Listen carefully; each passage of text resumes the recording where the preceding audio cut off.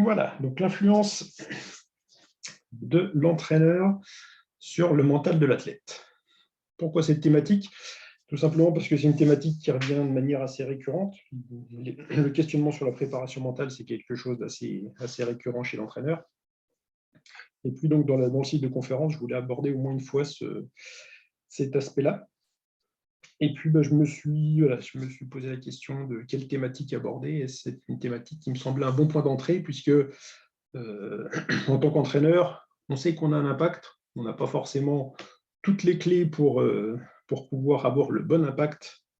Et parfois, on fait, comme tout le monde, des erreurs. Donc, l'idée, c'était de voir un petit peu, faire le tour, vous donner quelques outils, vous donner quelques clés pratiques pour voir un petit peu quel impact vous pouvez avoir. Je vais me présenter assez rapidement. Mon parcours, moi, je suis cadre technique donc depuis une vingtaine d'années. Ça fait 30 ans que je fais de l'entraînement. Et puis, donc, je me suis toujours intéressé à l'aspect mental, justement, de la performance, jusqu'à, il y a 6 ans, passer un diplôme universitaire de préparation mentale. Et puis, d'enchaîner aussi avec tout ce qui touche autour de l'approche interpersonnelle. Donc, je m'intéresse beaucoup à la programmation neurolinguistique, à l'analyse transactionnelle.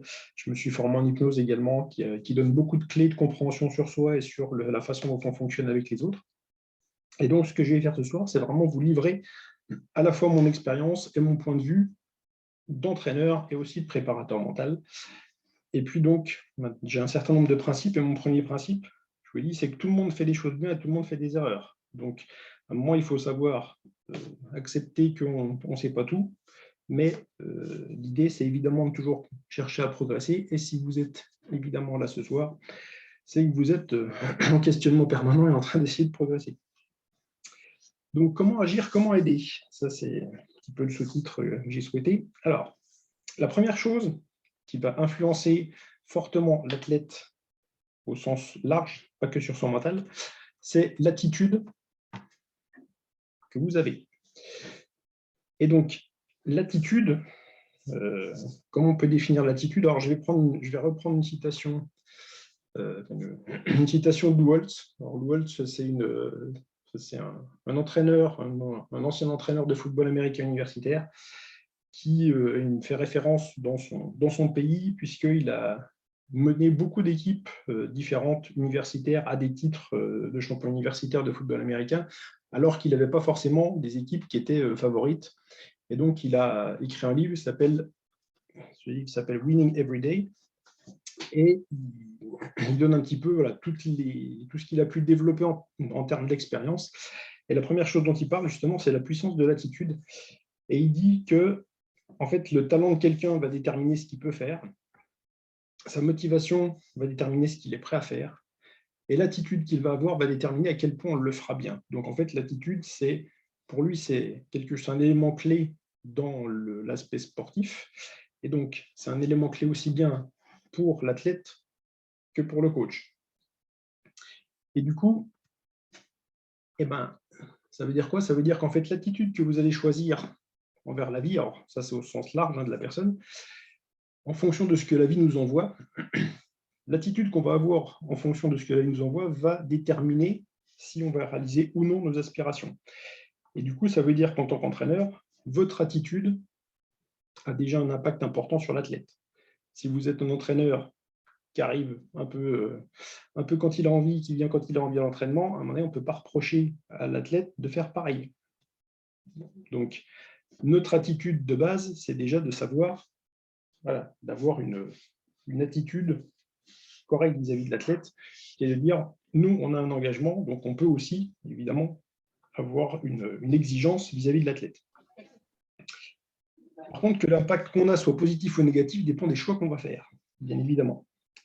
Et dans l'obligation qu'on peut se donner et qu'on doit se donner, c'est d'avoir une attitude positive pour inspirer les personnes autour de nous, et en l'occurrence les sportifs qu'on entraîne, pour leur permettre d'atteindre l'impossible.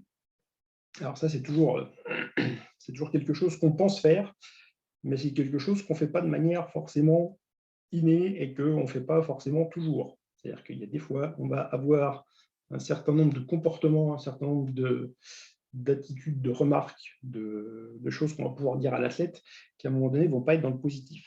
Donc, il faut déjà essayer de commencer par là et puis arriver à trouver des choses positives. Vous allez voir, c'est un petit peu mon leitmotiv sur la logique et d'influence sur le mental de l'athlète, c'est que si vous n'avez pas déjà une attitude positive vis-à-vis de l'athlète, vous ne pouvez pas lui reprocher de ne pas avoir confiance en lui.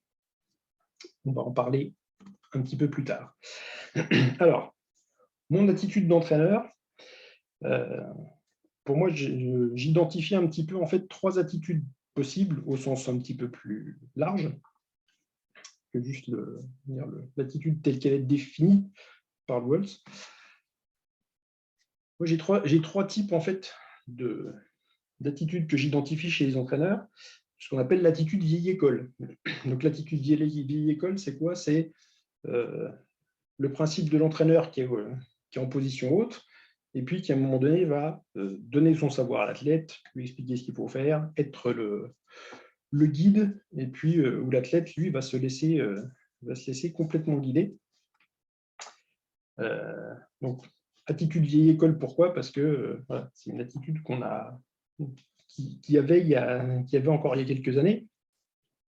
Je ne dis pas qu'elle a complètement disparu, malheureusement, mais ce n'est pas forcément l'attitude la plus courante qu'on peut trouver actuellement. L'attitude la plus courante qu'on peut trouver actuellement, c'est une position d'égal à égal entre l'entraîneur et l'athlète, où il y a un échange, il y a un partage, plus le niveau de l'athlète augmente, plus l'athlète va être impliqué donc, dans son entraînement.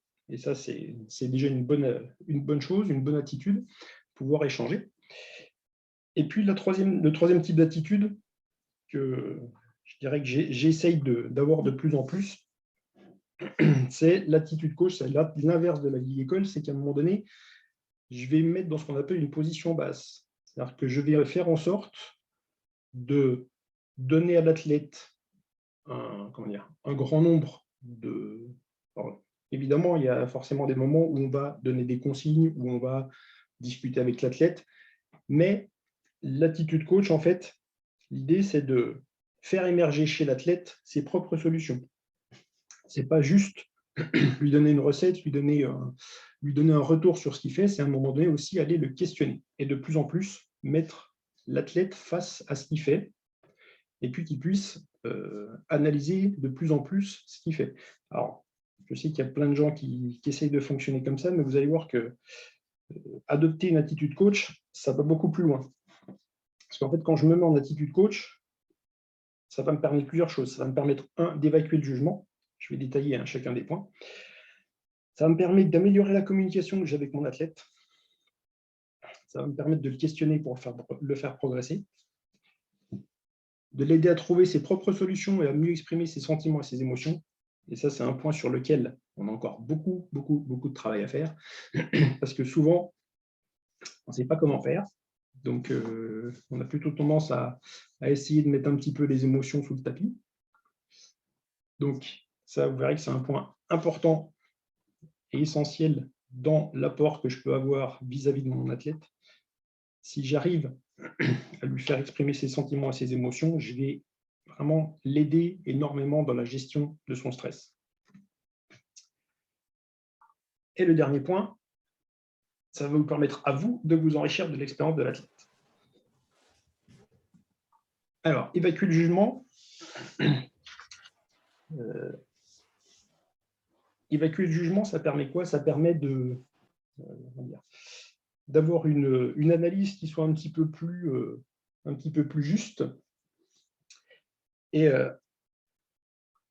je vais reprendre encore une fois une citation que j'ai piquée dans le livre de Walls.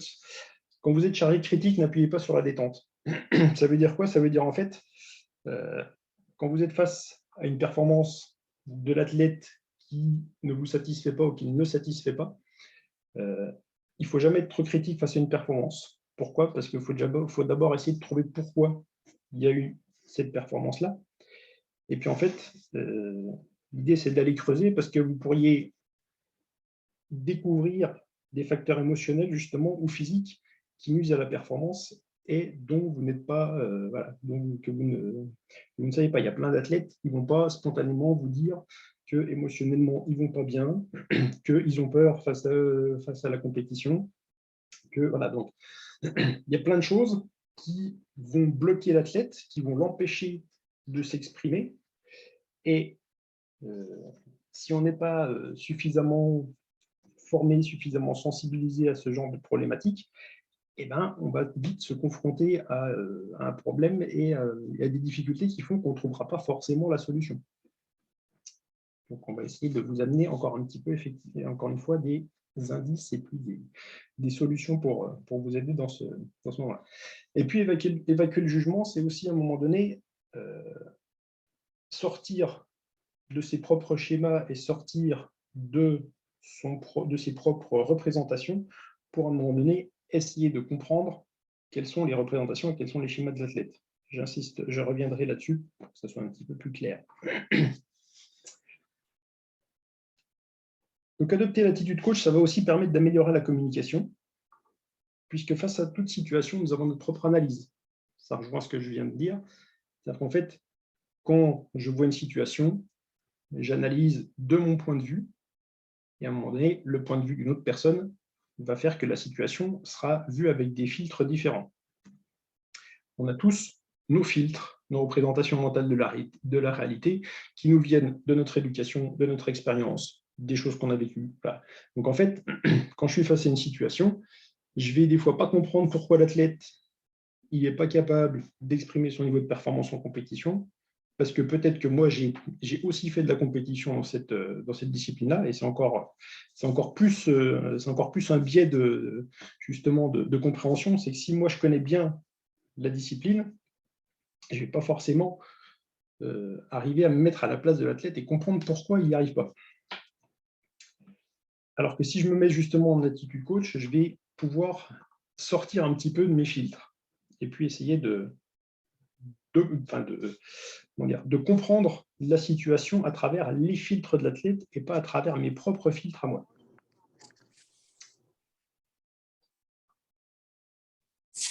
Et puis, ça va non seulement me permettre, je vais pouvoir aider l'athlète à analyser la situation et à pouvoir comprendre son point de vue. Et éventuellement, pouvoir changer de point de vue aussi. Parce que peut-être que mon athlète, il n'arrive pas à répondre à la situation, répondre à un problème qui lui est donné, parce que son point de vue ou sa façon de penser n'est pas la bonne. Pour lui, encore une fois. Je ne sais pas si je suis très clair, mais l'horizon va s'éclaircir, vous allez voir. Je vais commencer, je vais vous donner quelques exemples. Et puis, on va arriver justement à la partie la plus intéressante et la plus efficace.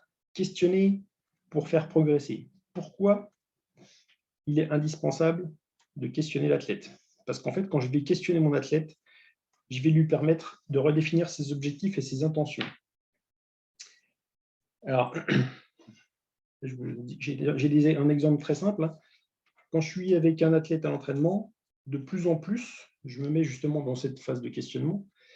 Et plutôt que de lui expliquer ce qu'il vient de faire, lui donner trop de consignes, je lui demande, avant qu'il s'engage dans son mouvement, qu'est-ce que lui a l'intention de faire. Et vous pourrez essayer ça. C'est assez perturbant pour l'athlète qui n'a pas l'habitude de ça. Et je me rappelle complètement d'un cas d'une jeune fille que j'ai eu en stage il y a 3 ans, qui est lanceuse de javelot. Et donc, elle arrive, elle commence sa séance. Et à un moment donné, donc, souvent sur les débuts de séance, je ne dis pas grand-chose, justement, parce que je ne veux pas forcément tout de suite aller dans la logique technique, dire ce que je vois, etc. Je veux simplement déjà me confronter plusieurs fois à ce que je vois pour savoir un petit peu comment l'athlète lance. Et à un moment donné, la première chose que je lui demande, c'est quand tu es au bout de ta piste d'élan, qu'est-ce que tu essayes de faire? Et là, je sens un grand vide dans ses yeux. Et elle me dit, j'en sais rien. Donc, c'est un peu embêtant quand même, parce que c'est quand même toi qui lances le javelot. Donc, tu vas t'asseoir là, puis tu vas réfléchir, et tu vas revenir Quand on aura trouvé, tu viendras me dire. Donc, 3-4 minutes après, Lauriane me dit, ça y est, j'ai trouvé, je veux faire, je ne sais plus ce qu'elle me dit, donc je veux faire ça, ça et ça. OK. Et puis, du coup, on y va et les choses se passent correctement, elle met les choses en place. Et puis, petit à petit, sur ce qu'elle m'avait donné, moi, je commence à rajouter quelques petites choses. Et la séance se passe très bien. Je vous donnerai la fin de l'exemple tout à l'heure. Je fais un spoil, mais je vous donnerai la fin de l'exemple, justement, dans l'intérêt aussi pour l'entraîneur de questionner l'athlète. Si je pose des questions à mon athlète, ça va lui permettre aussi d'exprimer plus facilement une situation ou un problème. Donc, je parlais tout à l'heure de problématique de l'athlète qui est confronté à une situation où il n'y arrive pas. J'ai eu le cas en stage, une jeune fille qui faisait de la perche. Alors, c'est pas moi qui l'entraînais, mais j'ai eu l'occasion de discuter un peu avec elle. Et puis, son entraîneur m'avait dit dès qu'on change de perche, il n'y arrive plus. Et à un moment donné, je lui parle de ça. Et puis, je lui dis qu'est-ce qui se passe concrètement quand tu changes de perche, quoi. Et je sentais bien que ça coinçait, donc je gratte un peu. Elle me dit en fait, j'ai peur. Voilà. OK, tu as peur.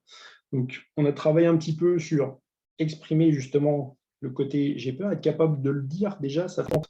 Quand on a une émotion qui nous bloque, il faut être capable de l'exprimer. J'en parlerai un petit peu après. Exprimer ses émotions, c'est essentiel. Et puis après, pour travailler là-dessus, je vous la donnerai aussi quand on reparlera un petit peu des émotions. J'ai beaucoup de teasing. Poser des questions à l'athlète, ça va lui permettre aussi d'orienter sa réflexion pour le faire progresser. C'est-à-dire qu'en fait, c'est bien de vouloir amener des choses à l'athlète, mais on sait très bien qu'en termes d'apprentissage, quelque chose qu'on découvre par soi-même, on va l'intégrer beaucoup plus vite et on va le comprendre beaucoup plus vite. Pourquoi? Parce que c'est nous qui apportons la solution et la solution, elle est adaptée à nous. Elle est adaptée à notre façon de faire, à notre personnalité, à nos capacités. Donc, si j'essaye de calquer une technique, si j'essaie de calquer quelque chose sur quelqu'un et que ça ne lui correspond pas, j'y arriverai pas. Alors que si justement je passe par un questionnement sur les intentions qu'il met en place, est-ce que c'est les bonnes intentions ou pas, que je le confronte avec d'autres possibilités et que je le fais justement réfléchir à qu'est-ce qui peut changer, qu'est-ce qui va pas, qu'est-ce qui peut changer, je vais le faire avancer beaucoup plus vite. Questionner aussi, ça permet de reconsidérer son cadre de référence. Donc, je vous parlais de représentation mentale, on a tous nos représentations mentales, et peut-être que se poser la question sur nos représentations, nos croyances, nos préjugés, nos croyances, elles nous limitent parfois beaucoup, elles nous aident, mais elles peuvent aussi nous limiter. Et du coup, le fait de questionner, ça va permettre de faire bouger ce cadre-là, et qu'à un moment donné, peut-être que, si je reprends le cas de la jeune fille qui a peur, peut-être que finalement, elle va se dire, en fait, la situation, elle n'est pas franchement différente par rapport à avant. Donc, peut-être qu'avoir peur, ça ne sert pas à grand-chose. Mais si c'est elle qui se le dit, ça aura plus d'impact que si c'est vous. Si c'est vous qui lui dites que ça ne sert à rien d'avoir peur, on n'a pas avancé d'un pouce. Alors que si, moi, consciemment, je me dis, en fait, avoir peur, ça ne sert à rien, là, je vais me convaincre et là, je vais du coup pouvoir avancer et aller m'engager plus dans ce que je vais avoir à faire. Et puis donc, le questionnement, ça permet aussi de trouver une solution adaptée à son problème et accroître son potentiel, puisqu'encore une fois, quand j'ai trouvé une solution, je vais apprendre de cette solution et du coup, je vais avoir cette solution en plus dans ma palette possible. Pour vous, en tant qu'entraîneur, poser des questions à l'athlète, ça va vous permettre d'avoir un retour sur vos consignes aussi. Parce qu'encore une fois, je l'ai dit, le but, ce n'est pas de laisser l'athlète se débrouiller de A à Z. Évidemment, de temps en temps, vous allez vous donner du retour à l'athlète, lui donner des consignes. Ça fait partie évidemment du rôle de l'entraîneur. Mais le questionner sur qu'est-ce qu'il va essayer de faire, vous allez vous rendre compte que des fois, vos consignes, il ne les comprend pas. Enfin, il ne les comprend pas. Elles ne sont pas comprises comme vous les comprenez. Donc, encore une fois, on revient au filtre. J'ai ce que j'entends, est-ce que j'en interprète? Est-ce que j'en comprends? Donc, le fait d'avoir un aller-retour avec l'athlète en le questionnant de manière régulière sur ses intentions, ça va vous permettre de voir aussi si ce que vous cherchez à faire ou ce que vous demandez en termes de consigne est compris. Ça va vous permettre aussi d'utiliser sa façon de parler à votre avantage pour améliorer la communication et optimiser vos consignes et votre façon d'agir avec lui. Je reviens à mon exemple de ma jeune lanceuse de javelot et je termine donc l'exemple. Donc, je vous le disais, hein, je la questionne, elle revient, elle m'explique ce qu'elle veut faire. Et du coup, qu'est-ce que j'ai fait, moi? Dans la séance, j'ai réutilisé clairement ses intentions, qui étaient justes, en utilisant son langage à elle. Donc, elle m'a donné en fait ses intentions avec ses propres mots.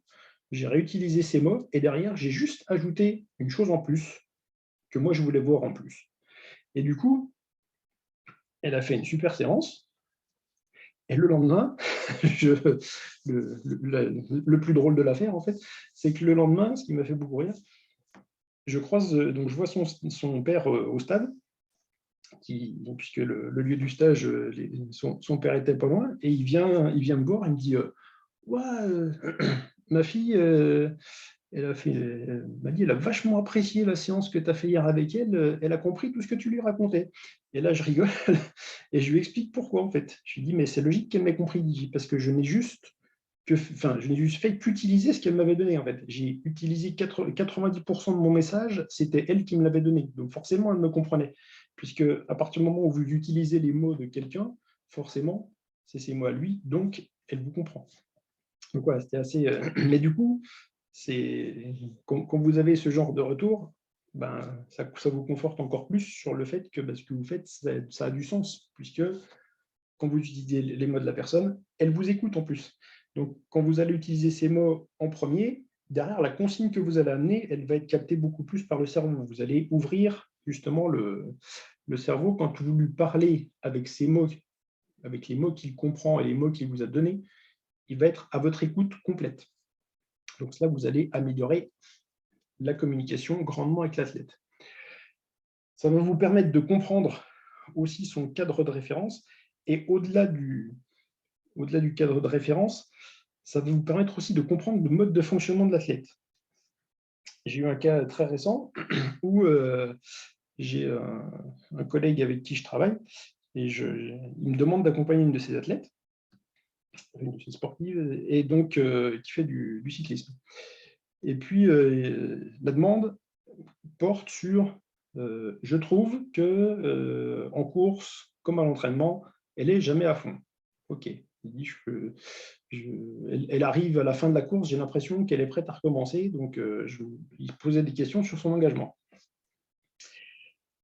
Donc, on discute de ça. Elle me dit, ouais, effectivement, elle me reconnaît, j'ai du mal à me mettre à fond. Donc, je lui pose la question, je dis, c'est quoi le maximum où tu as été? Si tu n'as jamais été à 100%, donc tu as été jusqu'où?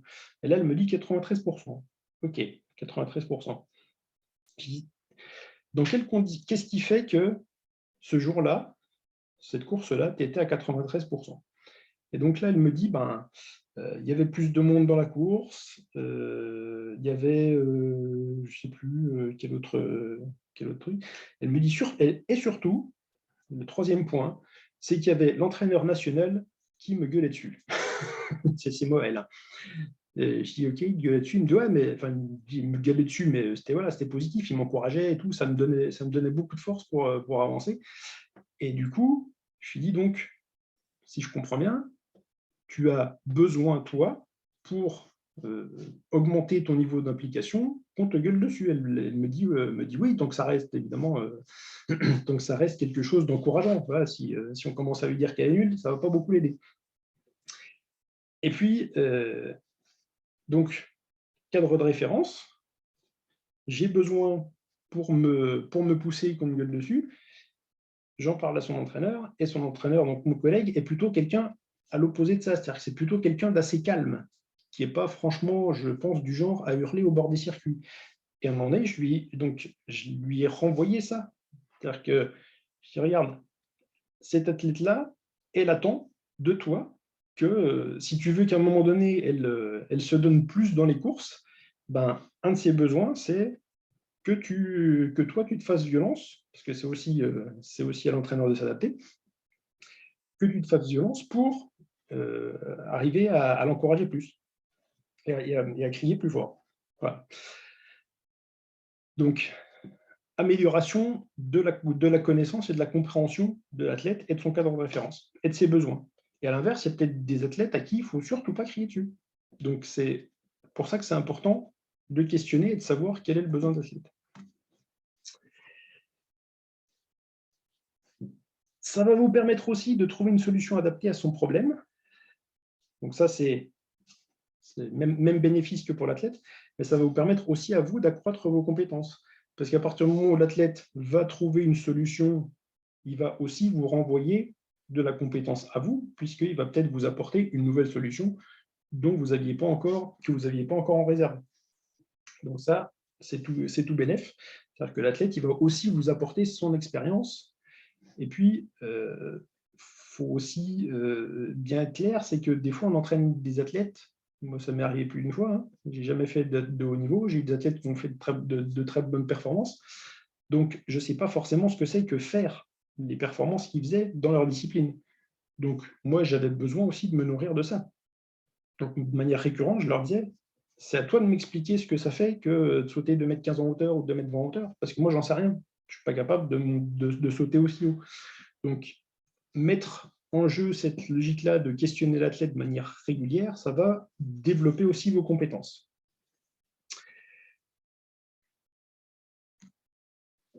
Et donc, ça, c'est une petite question pour vous. Question à vous poser à vous-même. Depuis quand est-ce que vous n'avez pas posé de questions à vos athlètes? Je vous laisse seul avec vos réponses. Alors, questionner, c'est bien. Je pose des questions, ok. Mais en fait, il y a une façon de poser des questions efficaces. Donc, il y a différents types de questions. Donc, on va voir un petit peu les questions de la moins efficace à la plus efficace. Donc, les moins efficaces, c'est les questions, on appelle plutôt des questions fermées qui n'amènent qu'un seul type de réponse, type question oui-non, ou lequel, laquelle. Voilà, il n'y a qu'une réponse possible. C'est des questions qui ne sont pas forcément extrêmement efficaces. Ensuite, dans un deuxième échelon, vous avez les questions qui, quand et où, qui sont plutôt des questions de précision. Donc, quand je vais être face à un questionnement, je vais pouvoir, quand j'ai quelqu'un qui va m'expliquer quelque chose, si je veux des précisions sur ce qui s'est passé, enfin, qui était là, quand ça s'est passé et où, voilà, c'est des questions qui vont me donner quelques indices, mais qui ne vont pas forcément m'aider énormément non plus dans la résolution de problèmes. Un étage au-dessus encore, vous avez quoi? Donc quoi, c'est déjà un petit peu plus... ça permet déjà de démêler un petit peu plus la situation. Donc quoi, qu'est-ce qui s'est passé? Ensuite, sur l'étage d'après, vous avez comment, qui est là une question qui commence déjà à avoir de la portée, c'est comment ça s'est passé, comment as-tu ressenti les choses, etc. Donc ça, c'est plus, on entre déjà beaucoup plus dans le détail. Et la question la plus efficace par rapport à un athlète, c'est pourquoi. Donc pourquoi il se passe ça?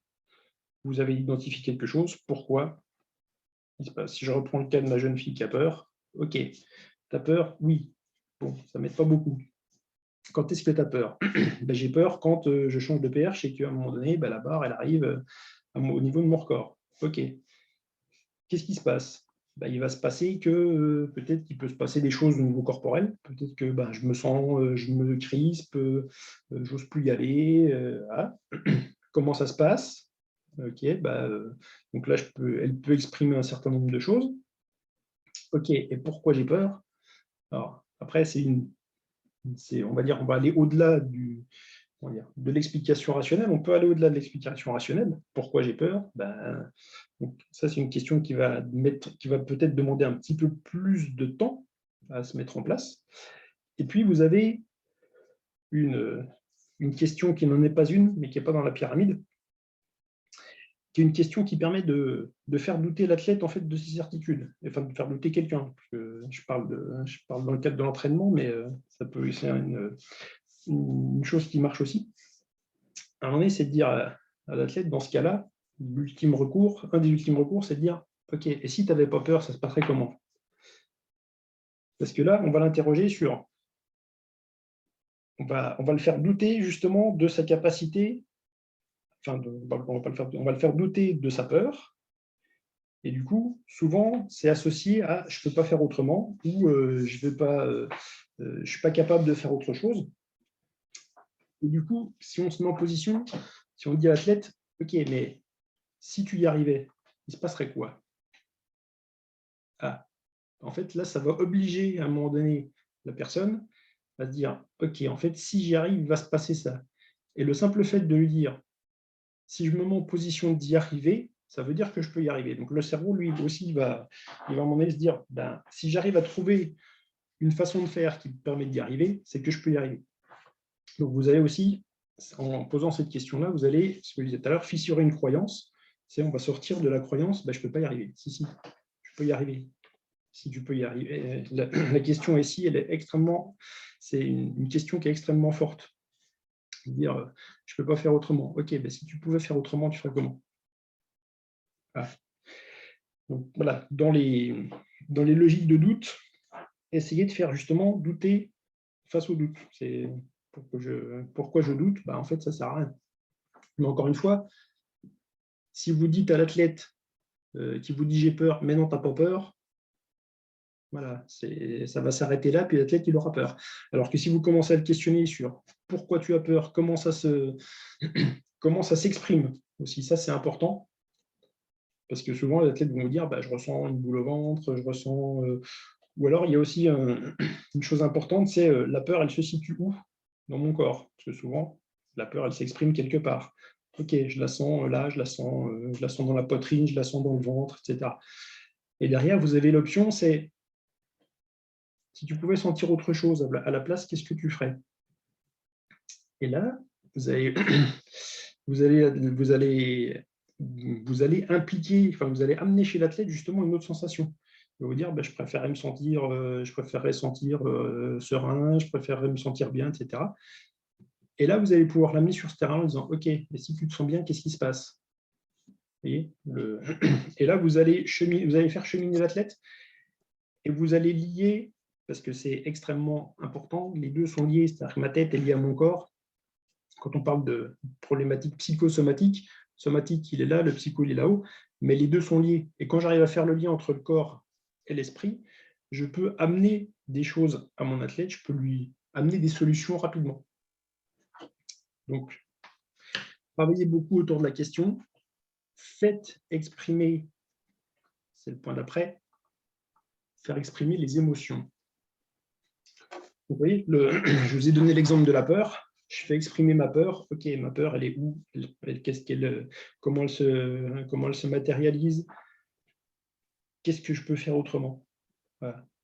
Mais déjà, le simple fait de l'exprimer, pourquoi on fait exprimer les émotions? Parce qu'en fait, une émotion qu'on exprime, c'est déjà une émotion dont on peut se défaire si elle nous gêne. À partir du moment où je suis capable déjà d'exprimer mon émotion à haute voix, je vais déjà en enlever une partie. L'autre chose importante aussi, quand je fais exprimer une émotion, c'est les mots que je choisis. Si je dis, sur toute je vous ai mis la roue des émotions de Plutchik, je vous expliquerai un petit peu après, la roue des émotions, vous verrez, les émotions vont par deux. Donc, si je dis « je suis » en colère, par exemple, si je prends le cas de la colère, ou alors, si je dis « je ressens de la colère », ça peut vous paraître très simpliste, mais ce n'est pas du tout pareil. Pourquoi? Parce qu'en fait, quand je dis « je suis », je m'associe à mon émotion et moi, en tant que personne, je ne suis pas la colère. À un moment donné, je ressens de la colère dans une situation particulière. Je ressens de la contrariété, je ressens de la colère. Et à partir du moment où je dis « je ressens » plutôt que « je suis », je me défusionne de cette émotion déjà. Donc, je lui mets de la distance. Donc, 1, je mets de la distance. 2, je l'exprime à haute voix. Ou si je dis aussi dans ma tête, par exemple, je suis en train de me dire « je suis nul », Si je mets justement sur ces mots-là, sur « je suis en train de penser que », ça veut dire c'est pareil. Je me défusionne, plutôt que de me dire que je suis nul, je suis en train de penser que je suis nul. Ça, voilà, ça crée une distance. C'est des mécanismes du cerveau, ça, de pouvoir se distancier un petit peu, mettre de la distance avec ses émotions. Donc, exprimer une émotion, c'est déjà s'en défaire un peu. Apprendre à exprimer ses émotions, ça permet de mieux gérer les situations dans lesquelles on est en difficulté. Quelqu'un qui me parle. Hop. Là, je vais couper le micro. Donc, ça permet, voilà, encore une fois, de mieux gérer les situations dans lesquelles on est en difficulté. Quand je suis capable d'exprimer de manière récurrente mes émotions, je vais de plus en plus pouvoir les identifier. Alors, il faut quand même savoir que des émotions, vous avez la roue. Sur la roue, déjà, là, vous en avez, donc elles vont par deux de manière opposée, c'est-à-dire qu'en fait, si vous prenez sur l'axe horizontal, vous avez la peur d'un côté et la colère de l'autre. Ça veut dire quoi? Ça veut dire, en fait, cette roue, quand on la prend comme ça veut dire qu'on ne peut pas être à la fois en colère et à la fois avoir peur. C'est des émotions opposées. Ou l'attirance et le dégoût, qui sont sur l'axe oblique droite-gauche, en haut à droite, en bas à gauche, eh ben, on ne peut pas être à la fois attiré par quelque chose et dégoûté par quelque chose. Donc, en fait, ces émotions, elles vont par deux. Je ne peux pas être à la fois joyeux et triste, pareil, sur l'axe vertical. Par contre, ce qu'on sait, c'est que là, déjà, sur cette roue-là, il y en a 2, 4, 6, 8. Donc, il y en a 8 x 3, 8, 16, 8, 24. Mais en fait, des émotions, on en a des milliers. Donc, qui s'expriment de manière très subtile parfois. Et des fois, on n'arrive pas à mettre des mots dessus. Quand quelqu'un vous dit ah, je ne me sens pas bien, je ne sais pas ce que j'ai, etc., c'est souvent parce qu'il y a des émotions qu'on n'arrive pas à exprimer. Donc, quand on arrive déjà à mettre des mots de manière plus régulière sur ces émotions, ça, c'est quelque chose d'important à faire. Et pour permettre à quelqu'un d'exprimer ses émotions, il y a plein de solutions possibles. Utiliser la roue peut être une solution, déjà se dire, voilà, déjà dans cette gamme d'émotions-là, où est-ce que je peux me situer. Et puis, il y a un autre outil qui est vraiment très bien, c'est quelque chose de tout simple, ça s'appelle la météo des émotions, c'est faire le bulletin météo de ses émotions.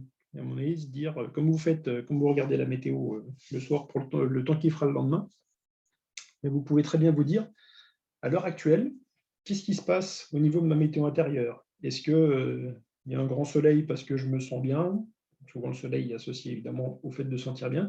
Est-ce qu'il y a de l'orage parce que justement, je suis plutôt en colère? Est-ce que c'est du brouillard parce que je ne sais pas trop où je vais? Donc, et ça, c'est quelque chose qui parle à tout le monde.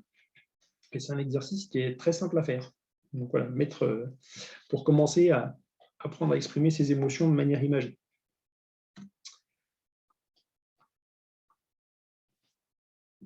Autre intérêt de faire exprimer les émotions, d'apprendre soit à le faire aussi évidemment, c'est qu'en fait, nier ou ignorer une émotion, c'est la garantie que tôt ou tard, elle va revenir vous perturber, et souvent avec plus de force. Pourquoi? Parce qu'une émotion, elle est liée à notre inconscient, et du coup, notre inconscient, il garde des marques de ce qu'on vit, il garde des marques de nos émotions, beaucoup de nos émotions négatives, aussi évidemment de nos positives, mais une émotion positive, elle va moins revenir vous embêter qu'une émotion négative. Et on a l'habitude de dire que l'inconscient, c'est comme un enfant de 7 ans. C'est-à-dire qu'un enfant de 6 ou 7 ans, quand il veut vouloir quelque chose, qu'est-ce qu'il va venir faire? Il va venir sans arrêt vous redemander la même chose, jusqu'à ce que vous craquiez. Petit message à ceux qui ont des enfants. Donc, l'émotion, c'est pareil. Si vous l'ignorez à un moment ou à un autre, elle va revenir vous embêter et elle va revenir s'exprimer à travers des choses beaucoup plus fortes. C'est-à-dire que ça ne sera peut-être pas juste une boule au ventre. Les émotions peuvent s'exprimer à travers la maladie. C'est-à-dire qu'il y a des maladies qui sont déclenchées par le fait qu'on a des émotions qui ne sont pas prises en charge, qui ne sont pas évacuées. Il y a des gens qui... Voilà, et on sait qu'il y a certaines maladies qui sont liées à certains types d'émotions. une réalité qui a été prouvée par, la médecine, par certains médecins qui font beaucoup de recherches justement sur l'aspect émotionnel. Et on sait qu'en fonction des émotions qu'on peut subir ou des chocs qu'on peut subir au niveau émotionnel, il peut y avoir certains types de maladies qui vont se déclencher. Par exemple, si vous prenez quelqu'un qui a du psoriasis, vous pouvez être sûr que c'est quelqu'un qui a subi 2 deuils consécutivement dans un temps très rapproché. Ça marche à tous les coups. Quelqu'un qui fait de l'eczéma, c'est quelqu'un qui a aussi un deuil qui n'est pas évacué. Vous voyez, donc notre cerveau, il est extrêmement bien fait, mais encore une fois, il garde beaucoup de traces, et dès qu'il y a quelque chose qui veut venir l'embêter, ça va revenir. Et enfin, une émotion peut nous permettre de prendre du recul et de conscientiser un état qui est peut-être excessif vis-à-vis de la situation. Si je vous reparle encore une fois de ma jeune fille qui avait peur à la perche, à un moment donné, peut-être que le fait de reculer, de la questionner et puis qu'elle se dise, en fait, ouais, la situation n'est pas forcément différente, donc avoir peur, ce n'est pas forcément quelque chose de logique. Peut-être que juste en faisant ça, hop, elle va pouvoir mettre sa peur de côté. Ce n'est pas garanti que ça marche à tous les coups, évidemment, hein. Mais peut-être que c'est quelque chose qui peut fonctionner.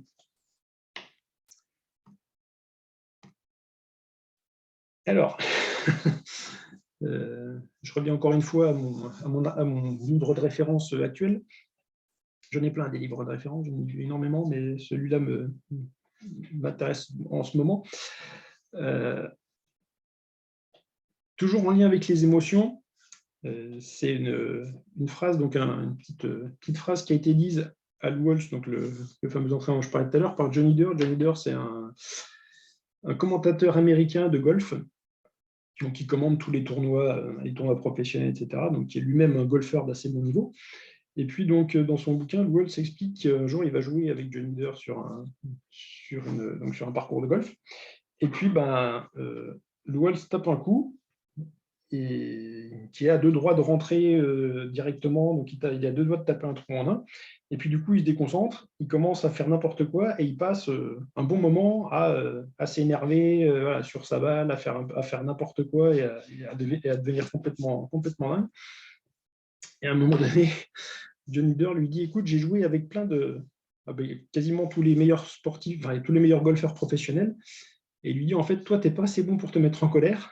Donc, quand tu comprendras que ça ne sert à rien, tu prendras plutôt du plaisir à pratiquer ton jeu pour ce qu'il est. Alors, c'est vrai que vu comme ça, quand on le dit comme ça, c'est un peu violent. Mais en fait, l'idée sous-jacente que Lowell s'explique, c'est qu'il dit, en fait, sur le coup, je n'ai même pas été capable de répondre tellement ça m'a perturbé. Et en fait, avec le recul, il a dit, OK, j'ai compris. Son message, c'était, voilà, ne laissez pas la frustration se mettre en travers du plaisir de jouer. C'est-à-dire que quand on joue ou quand on pratique un sport, c'est d'abord un plaisir. Donc, est-ce que c'est vraiment utile de se mettre en colère par rapport à la situation? Ça, c'est une vraie question à se poser. C'est pourquoi je fais ça. On revient à pourquoi je fais mon sport, c'est quoi mon idée. Et donc, le plaisir de jouer, le plaisir de pratiquer, ça doit toujours être au centre de l'activité. Et quand on dit souvent, quand on dit à l'athlète, fais-toi plaisir, c'est des fois un petit peu quelque chose qui... L'athlète, il va dire, c'est facile à dire. Ouais, mais c'est aussi dans l'approche qu'on va avoir nous, parce que l'impact aussi dans l'attitude, si moi je suis stressé, mon athlète, il va le sentir. Donc, on va y venir. Hein. Comment aider l'athlète à être moins stressé. Donc, prendre le temps aussi de temps en temps, de remettre les choses en place et de dire pourquoi je fais mon sport, pourquoi je pratique mon sport. Je pratique mon sport pour ce qu'il est. Et donc, je le pratique, c'est d'abord parce que j'y prends du plaisir.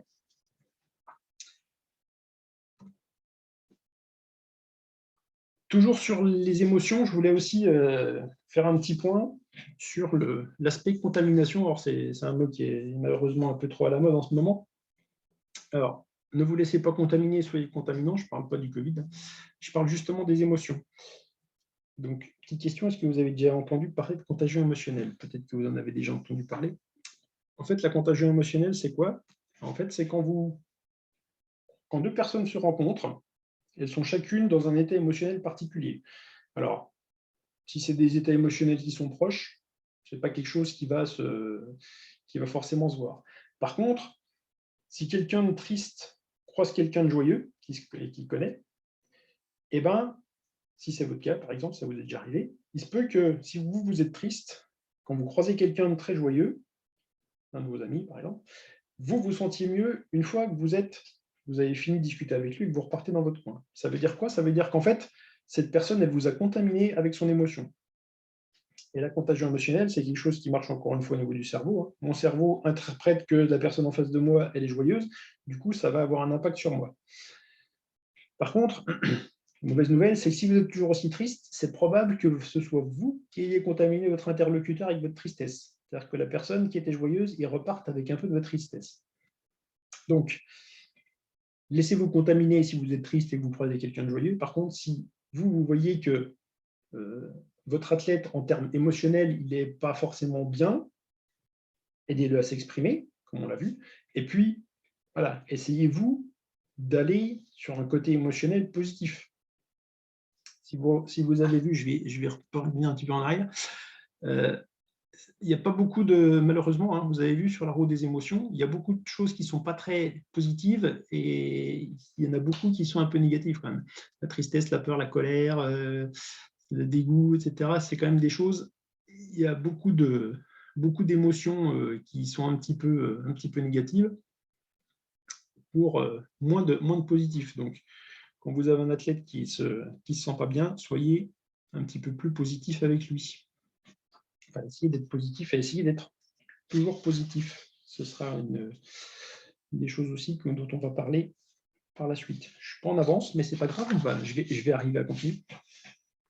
Alors, toujours sur l'impact qu'on va avoir vis-à-vis de l'athlète, est-ce que, je ne sais pas si vous connaissez effet Golem, effet Pygmalion. Je vais vous passer une petite vidéo donc, sur l'effet Pygmalion. L'effet Golem, c'est l'inverse de l'effet Pygmalion. Donc, je vais vous laisser donc, petite vidéo de 5 minutes. Je vais couper le son pour ne pas vous embêter avec mon son et je vous laisse regarder la vidéo.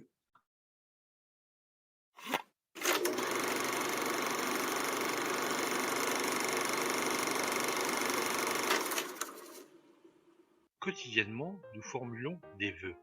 Nous projetons nos désirs sur notre entourage, imaginons l'avenir de nos enfants, dessinons des plans de carrière et traçons les lignes de notre avenir dans un futur plus ou moins proche.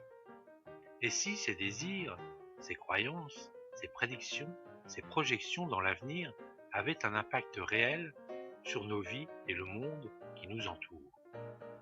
Voyons aujourd'hui l'effet Pygmalion, ou les prophéties autoréalisatrices, qui sont des phénomènes psychologiques qui montrent que les croyances ont d'autant plus de chances de se réaliser que les gens commencent à y croire. Ainsi, ce qui n'était qu'une possibilité parmi d'autres devient réalité, par le simple fait de croire en la prophétie annoncée. Mais attention, la prophétie autoréalisatrice peut tout aussi bien être autodestructrice. Dites que les marchés financiers sont en crise et ils le deviendront, à coup sûr. La notion de prophétie autoréalisatrice a été décrite en 1942 par le sociologue Robert Merton à partir du théorème de Thomas, qui stipulait « Si les hommes considèrent des situations comme réelles, alors elles le deviennent dans leurs conséquences ». Les travaux de Merton ont pu démontrer que ce n'était pas simplement les conséquences de la croyance qui deviennent vraies, mais la croyance elle-même. L'expérience la plus connue pour comprendre la force des prophéties autoréalisatrices est certainement celle de l'effet Pygmalion issu des travaux réalisés par le psychologue Robert Rosenthal et la directrice d'une école de San Francisco, Leonore Jacobson. Pour mener leur expérience, ils se sont rendus dans des cours de primaire. On fait passer aux élèves un test bidon d'épanouissement personnel et on fait croire aux maîtres d'école que 20% de leurs élèves étaient particulièrement doués et prometteurs, et leur ont donné la liste de ces élèves. Pour mesurer les effets potentiels des attentes induites par leurs stratagèmes, Rosenthal et Jacobson ont également fait passer un test de QI réel, cette fois-ci, aux enfants à 4 mois, 8 mois et 20 mois d'intervalle après le début de l'expérience. Et ils recueillirent également les évaluations données par leurs instituteurs. À l'issue de l'expérience, les résultats sont stupéfiants. Non seulement ces enfants figuraient parmi les premiers de la classe, mais ils avaient également augmenté significativement leur QI de 10 à 15 points. Rosenthal et Jacobson expliquent ces résultats par le changement d'attitude des professeurs qui se mettent à croire au potentiel de ces élèves et sont alors plus souriants, exigeants, encourageants et bienveillants. De l'autre côté de la barrière, les élèves se sentant valorisés et soutenus par les attentions verbales et non verbales répétées de leurs professeurs se mettent à croire à leur potentiel et produisent plus d'efforts pour se montrer à la hauteur. Ces deux effets se conjuguant tant et si bien que la prophétie de départ se réalise presque toute seule. Ainsi, un professeur qui croit en la qualité de ses élèves va les traiter comme tels et, se sentant valorisés, ces élèves vont se conformer à la vision du professeur pour devenir de bons élèves. Imaginez maintenant que ce phénomène se répète dans le temps, d'une classe à l'autre, tout au long de votre parcours scolaire, et que cet effet ne se produit pas uniquement dans le cadre scolaire, mais à chaque fois que des évaluations et des attentes entrent en jeu, dans votre famille, dans votre entreprise, dans les relations que vous entretenez avec vos collègues, vos amis, votre famille et vos enfants. À chaque instant, nous produisons des prophéties autoréalisatrices ou destructrices. À chaque instant, nous ouvrons ou nous refermons des portes, nous libérons ou nous enfermons des énergies, des projets, des envies ou des talents. N'oubliez pas, nos croyances influent sur la réalité du monde qui nous entoure, et celles-ci ont d'autant plus de chances de se réaliser que les gens commencent à y croire. Soyez convaincants et croyez en vous-même et aux autres. Voilà, vous êtes maintenant prévenus. Reste à savoir maintenant ce que vous ferez de ce petit savoir. À bientôt!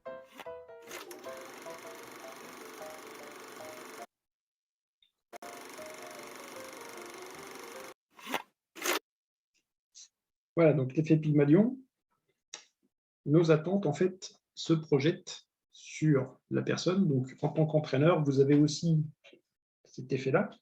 C'est à partir du moment où j'ai une attente importante vis-à-vis de l'athlète. Alors évidemment, il faut que l'objectif soit réalisable. Si vous attendez d'un athlète qui soit champion olympique alors qu'il est champion régional, bien évidemment, ça ne va pas marcher. Par contre, vis-à-vis du niveau de performance qui est atteignable, si vous élevez la barre un petit peu plus haut et que vous montrez justement à cet athlète que vous avez confiance et vous croyez clairement qu'il peut y arriver, l'effet Pygmalion, ça marche. À l'inverse, vous avez l'effet Golem, c'est l'inverse. C'est-à-dire que si on a des attentes qui sont basses, on va avoir des résultats qui seront bas. Je crois qu'il y a justement une étude type Rosenthal qui avait été faite aussi sur 2 groupes de jeunes qu'on avait répartis de manière aléatoire. On avait dit à une prof d'une classe, vous avez des élèves surdoués, à l'autre, vous avez des élèves qui ne sont pas bons. Et à un moment donné, ça s'est vu à la fin. Ceux à qui on avait dit n'étaient pas bons, ils n'étaient pas bons. Et ceux qu'on avait dit qui étaient surdoués, ils étaient bien meilleurs que les autres. Donc voilà, ayez justement en tête que voilà, quand vous avez mis des objectifs en place, il faut y croire, et puis il faut éventuellement même relever encore un petit peu le niveau. Si vous pensez que l'athlète est capable de faire plus, vous allez le convaincre aussi, et on va le convaincre, encore une fois, par tout ce qu'on peut amener en termes de retour. On va y venir aussi sur les retours. Alors, comment je vais aider mon athlète sur les éléments confiance, gestion du stress et discours, qu'est-ce que l'athlète va penser de lui? Et bien en fait, il faut commencer par soi. Pourquoi commencer par soi? Donc, une petite citation, j'aime beaucoup utiliser les citations, vous l'avez déjà peut-être remarqué. Ce n'est pas égoïste de vivre pour soi-même, une personne qui n'a pas l'amour de soi ne peut pas donner de l'amour aux autres. Alors vous pouvez remplacer amour en fait par n'importe quel terme. Voilà. Si vous le remplacez par confiance, une personne qui n'a pas confiance en soi ne peut pas donner confiance aux autres. Elle ne peut pas donner de confiance aux autres, elle ne peut pas donner confiance aux autres. Donc, commencez par moi déjà et posez-vous ces petites questions. Quelles actions dans mon quotidien je réalise pour améliorer ma confiance en moi? Alors, la formation est un des moyens d'améliorer votre confiance en vous-même. Donc, aujourd'hui, vous faites une action qui va vous permettre d'améliorer votre confiance en vous, puisque le fait d'avoir appris des choses et d'améliorer vos compétences va vous permettre d'avoir plus confiance en vous. Mais il y a plein d'autres options, il y a plein d'autres solutions pour améliorer sa confiance en soi. Vous pouvez célébrer les petites victoires de manière régulière. C'est quand j'ai quelque chose qui se passe bien, même une petite victoire, je dois la célébrer. Ça fait partie des choses qui vont améliorer ma confiance en moi. Quand j'ai réalisé quelque chose de bien, je dois le noter, en être satisfait et le célébrer, par exemple. Deuxième question à vous poser aussi, comment est-ce que j'agis et je réagis quand je suis stressé? Donc, si vous êtes autant stressé que l'athlète, voire plus que lui quand vous êtes en compétition, on a un problème.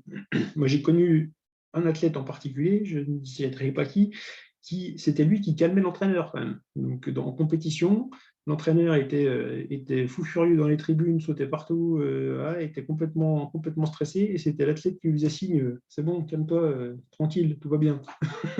Donc là, c'est pas trop normal. C'est plutôt dans le sens inverse. C'est plutôt à l'entraîneur de savoir comment calmer l'athlète, savoir avoir le bon mot. C'est pas toujours facile, mais voilà, déjà se poser la question de moi, comment est-ce que j'agis, comment est-ce que je réagis quand je suis stressé, qu'est-ce que je fais aussi, quelles actions je réalise pour apprendre à gérer mon stress. Il y a plein de choses maintenant qui permettent plein de choses accessibles qui permettent de savoir gérer son stress, la cohérence cardiaque, la méditation. Je vous ferai un petit exercice à la fin de gestion de votre stress aussi. Vous verrez, petit truc tout simple. Et puis la dernière question, c'est est-ce que je suis bienveillant avec moi-même? Parce que si je veux être bienveillant avec les autres, encore une fois, il faut d'abord que je commence par moi. Et puis qu'est-ce qu'il fait là, mon bisounours, qui fait la tête? Il fait la tête parce que la notion de bienveillance, c'est une notion qu'on met à toutes les sauces en ce moment. Et je vois de plus en plus de gens qui confondent bienveillance avec le côté laisser faire et être gentil avec tout le monde, laisser faire tout et n'importe quoi. Ce n'est pas du tout pareil. Être bienveillant, moi je le prends au sens littéral du terme, c'est veiller au bien. Donc je veille au bien, à mon bien d'abord. Ensuite, je veille au bien des personnes autour de moi, au bien collectif. Et à un moment donné, si quelqu'un nuit à mon bien ou nuit au bien du groupe, quand j'entraîne avec quand j'ai des groupes d'entraînement, à ce moment-là, moi, j'ai le devoir de le rappeler à l'ordre. C'est pas, je ne vais pas le laisser faire. C'est pas ça la bienveillance. La bienveillance, encore une fois, c'est veiller au bien. Et si quelqu'un nuit au bien du groupe, j'ai tout à fait la possibilité d'intervenir. Après, la question est comment est-ce que j'interviens? Je peux intervenir et je peux être très critique avec quelqu'un tout en restant bienveillant avec lui, justement, en lui montrant que mon intervention, elle est faite pour le bien commun et son bien à lui aussi.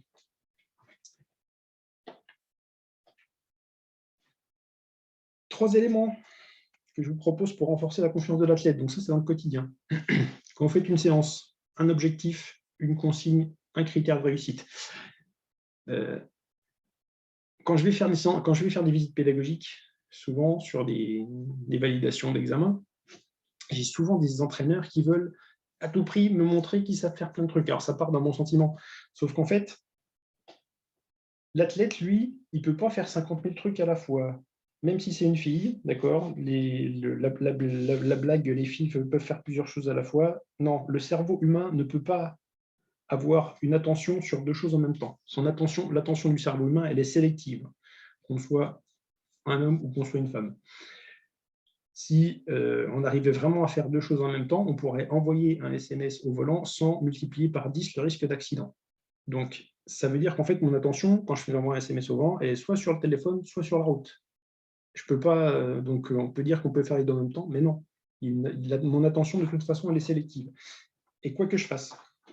Après, il y a des choses que je peux automatiser. Je peux faire quelque chose de façon automatique. C'est le but de l'entraînement sportif, c'est d'automatiser un maximum de choses pour ensuite me concentrer sur un élément. Donc, quand vous faites une séance, ayez en tête que vous devez avoir un objectif, que vous devez une consigne et une seule, pas 50 à la fois. Après, vous pouvez en donner une deuxième, mais la base, c'est quand même de dire, OK, il y a une consigne, et rester sur ce critère de réussite-là. C'est-à-dire que Pareil, je vois plein de gens qui parlent d'abord d'un truc à l'athlète, puis qui vont sur un autre, puis sur un autre, puis sur un autre, puis sur un autre, et à un moment donné, l'athlète, il s'y perd. Donc, quand je suis sur une seule consigne avec mon critère de réussite, est-ce que ce que je demande, c'est fait ou c'est pas fait? C'est ça le critère de réussite. Et bien du coup, je vais pouvoir renforcer la confiance de l'athlète quand il va être en réussite. C'est oui, c'est fait, c'est fait, c'est fait, et je vais valider le fait que c'est fait. Je ne vais pas le valider une fois, puis je vais passer à autre chose. Je vais le valider 10 fois, 15 fois, 20 fois, 50 fois, jusqu'à ce que ça devienne justement quelque chose d'automatisé, et après, je vais pouvoir aller ailleurs. Et ça, c'est pareil, c'est quelque chose que je répète de manière récurrente et à l'envi. Et, excusez-moi, ça m'est arrivé il n'y a encore pas longtemps. Je me retrouve en stage avec certains entraîneurs. Je discute avec une entraîneur qui était au stage et je lui explique cette chose-là. Je lui dis il faut vraiment arriver à simplifier les choses et à travailler sur une seule chose. Et donc, on repart du stage et 4-5 jours après, je reçois un message et elle me dit « Ouais, c'est super ton truc. Mes gamins, là, je me suis vraiment centré sur appliquer le truc de rester sur la consigne, rester sur une chose de manière vraiment très pointue. Et ils ont fait la meilleure séance que je les ai jamais vus faire. » Et donc, c'est logique. Quand vous êtes en réussite sur un critère, et ben, à un moment donné, il y a d'autres choses qui vont se mettre en place aussi. Quand vous êtes sur un aspect technique, forcément, l'athlète il va se centrer sur un élément, mais il y a d'autres choses qu'il sait déjà faire, il y a d'autres choses qui vont se mettre en place. Donc, simplifiez, et vous verrez, vous aussi, vous aurez des athlètes qui feront des bonnes séances. Et en plus, à la sortie de la séance, vous pouvez en plus renforcer la confiance de l'athlète en lui disant, voilà, la séance qu'on a fait, moi je voulais travailler ça. Tu as travaillé ça, 80%, 90% du temps, tu étais dedans. Donc la séance, elle était bonne. Tu as fait une bonne séance. J'ai une athlète qui m'a dit il y a 2 ans, j'ai jamais fait autant de bonnes séances depuis que je m'entraîne. Ça faisait 6 mois où je me contentais d'appliquer ça. À chaque séance, je lui disais la séance elle est super, la séance est super. Et effectivement, il y avait de très bonnes séances et il y avait plein de choses qui se mettaient en route. Et à un moment donné, derrière, l'athlète elle m'a dit au bout de 6 mois, j'ai jamais enchaîné autant de bonnes séances. Bah ouais, tout simplement parce que quand le critère de validité de la séance et quand le critère de réussite de la séance, c'est il est clair et que derrière, on peut dire à l'athlète, la séance était très bonne parce qu'on a fait ce qu'on cherchait à faire, forcément, la confiance, elle augmente.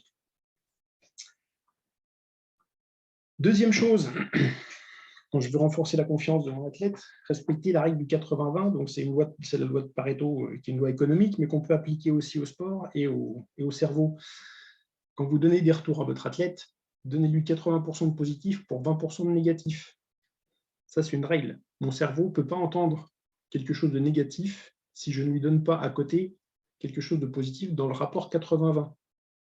Or, malheureusement, quand j'écoute encore les retours des entraîneurs sur ce qu'ils donnent aux athlètes, il y a beaucoup de « ça, c'est pas bien, ça, c'est pas bien, ça, c'est pas bien, c'est pas bien ». Donc, dites ce qui est bien, la confiance ira mieux. Mettre l'athlète en situation de réussite au début de la séance. Ça, c'est primordial. Pourquoi? Parce que si vous ne le faites pas, vous allez induire chez l'athlète ce qu'on appelle l'impuissance apprise. Je ne vais pas vous expliquer l'impuissance apprise, je vais me contenter en fait de vous la montrer par une petite vidéo. Encore une fois, je vous diffuse une deuxième petite vidéo sur l'impuissance apprise. Vous allez comprendre tout de suite pourquoi il faut mettre l'athlète en réussite au début de la séance.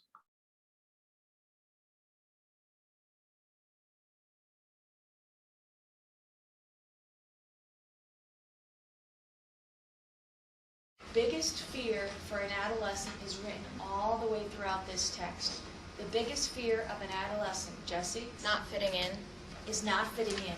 You talked about acceptance. Now to understand how this happens and how this looks and what this feels like, I'm going to have you do an activity. This is an on-your-own activity, and just this is not to tax you. These are easy things. This is just to kind of get you feeling what we're going to go over. So everybody, if you would, take out a short piece of paper.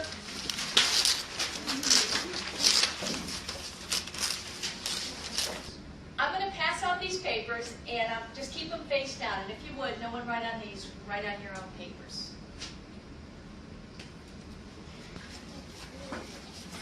Keep them face down. Yeah.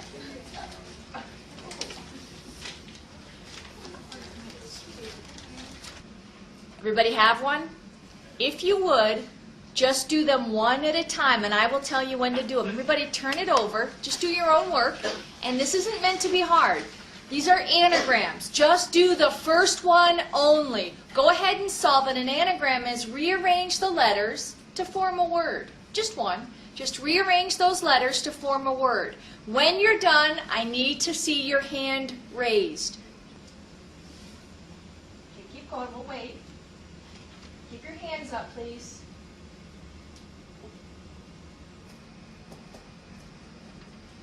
Just do number one. Don't go on. Don't go on. This isn't meant to be difficult. Okay, put your hands down. Let's just go to number two. Don't even worry about number one. Go to number two. Solve that one. Again, when you're done, I want to see your hands up. Everybody's hands down. We're going to go ahead and do number three. For number three, rearrange the letters, and as soon as you do, go ahead and put your hand up.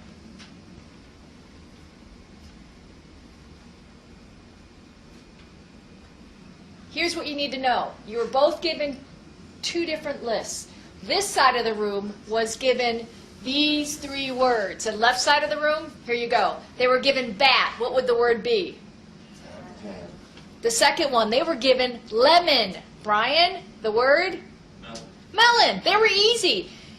The trick here was both of you were given the third word, which was the same.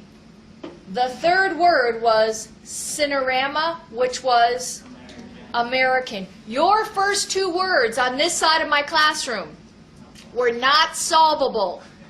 They were impossible tasks. I'm sorry. I know, but here's what we did this for. I was able to induce something called learned helplessness in the left side of the room very easily within about 5 minutes. I want you to think about what happened to you, this left side of the room, when you saw the right side of the room raising their hands because they already had the task done. What happened to you during that time? Jory? I felt stupid. You felt stupid? Okay. I felt rushed. Felt rushed? Joelle? I was even more confused. You were even more confused because they all got it and you were still struggling. Chelsea? Frustrated. Frustrated. What happened by the time you got to the third word? Because I'm here to tell you, this side of the room is not significantly more intelligent than this side of the room.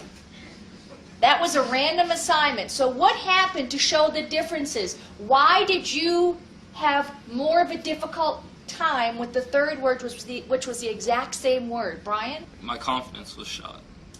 What you experienced was a term called learned helplessness. How many have heard of the term before? Let me see your hands.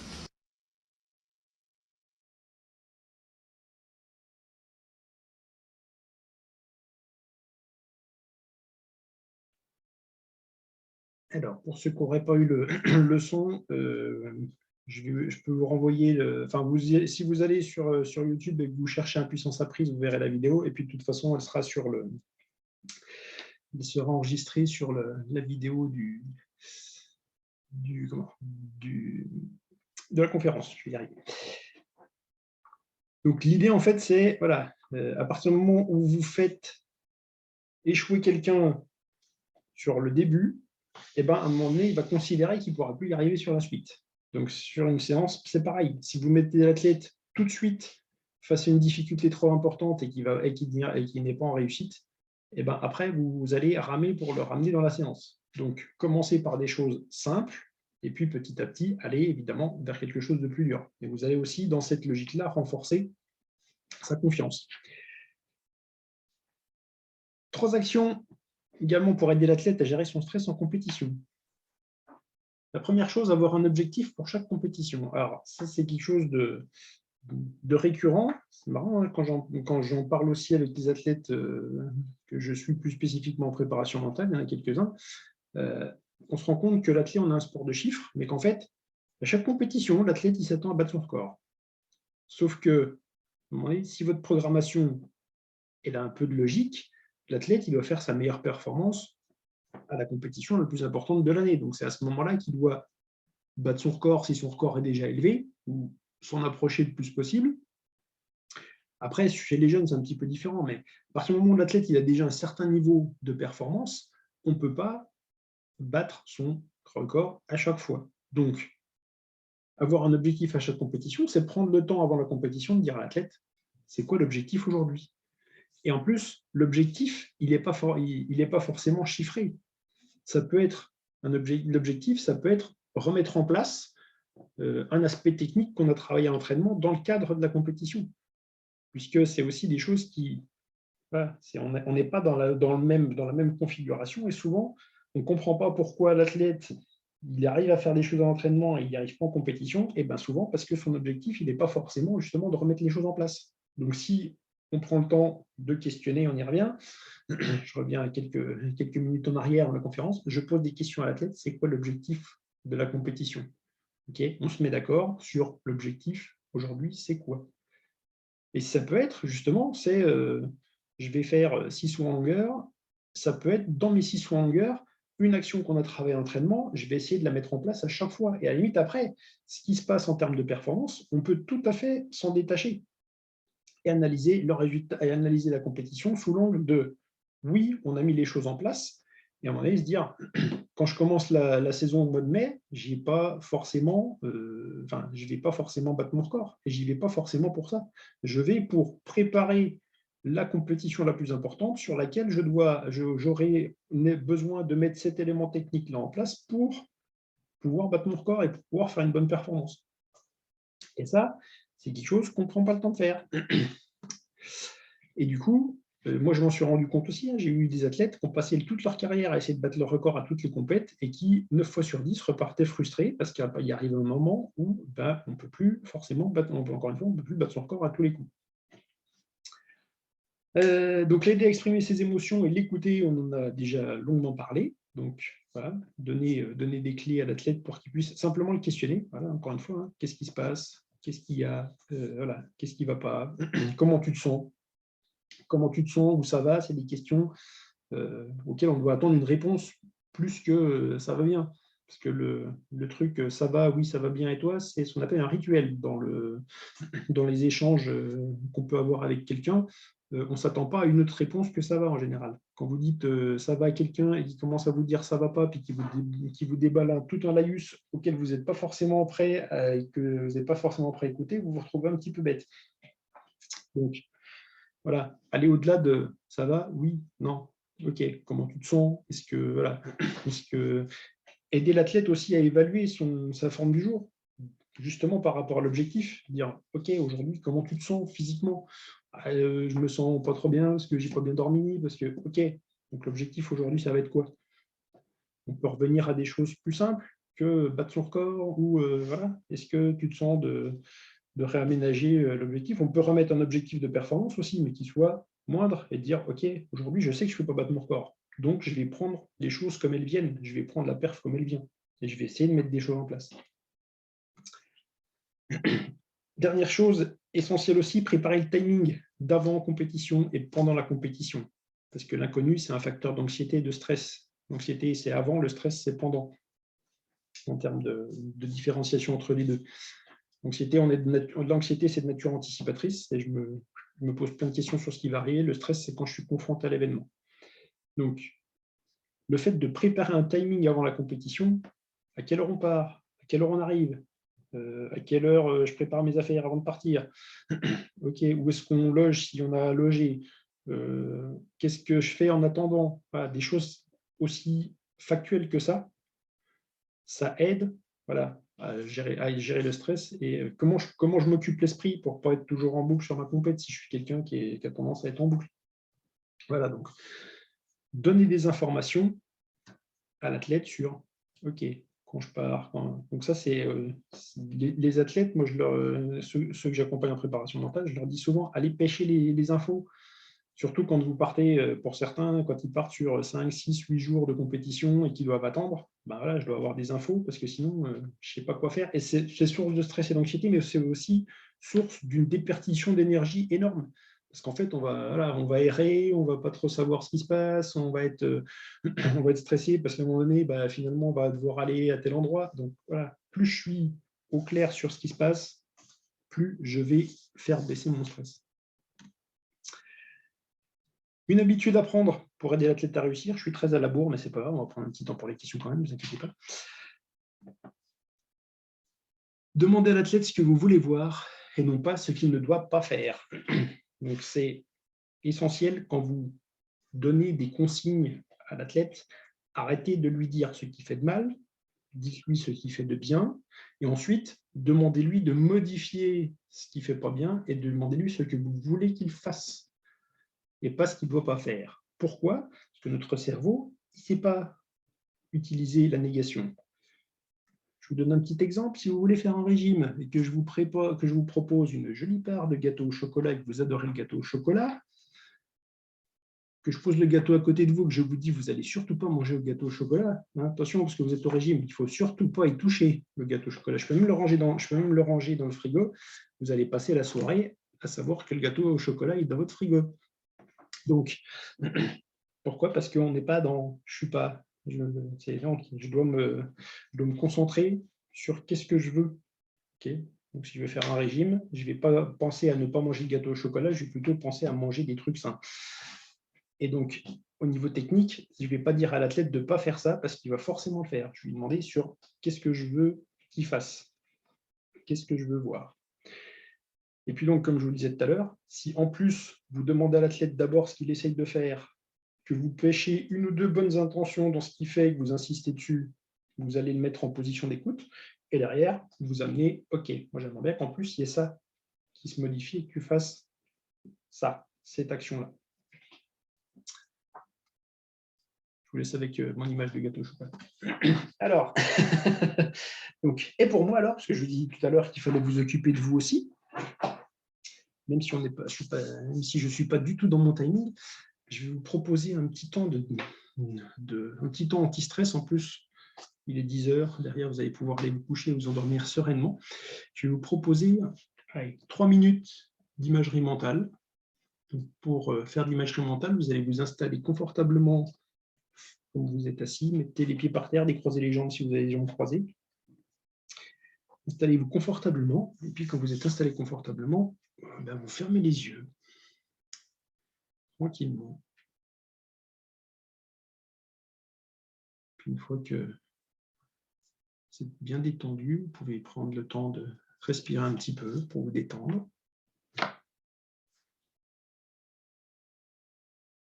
Vous allez maintenant vous projeter dans un lieu que vous appréciez pour son calme, un lieu qui vous permet de vous ressourcer. Si vous n'avez pas d'idée, vous pouvez laisser votre esprit vous envoyer un lieu. Il va de toute façon vous donner une image d'un lieu. Un lieu qui est calme. Un lieu, ça peut être une plage, ça peut être la montagne, ça peut être chez vous, ça peut être un lieu imaginaire même. Voilà, un lieu où vous vous sentez bien, tranquille. Vous pouvez prendre le temps de voir ce lieu, de voir des détails de ce lieu, peut-être des couleurs, peut-être des objets, peut-être des choses qui s'y trouvent, des éléments, les arbres si vous êtes dans une forêt, la plage, le sable si vous êtes sur la plage, de l'eau, je ne sais pas. Vous pouvez entendre peut-être les sons aussi dans ce lieu, peut-être le bruit de la mer si vous êtes sur la plage, le vent dans les feuilles si vous êtes dans la forêt. Vous pouvez peut-être même ressentir les choses, ressentir le bien-être que vous procure ce lieu quand vous y êtes, que vous y êtes. Prendre le temps de profiter de ce lieu.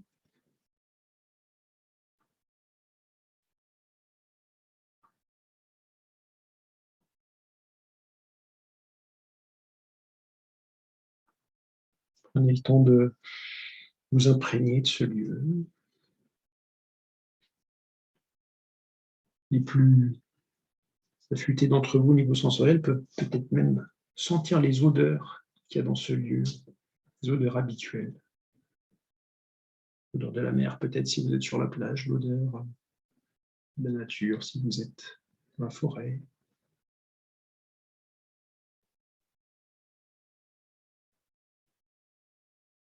Vous êtes tout simplement bien et en sécurité dans votre lit. Vous savez que rien ni personne ne peut venir vous troubler. Vous êtes.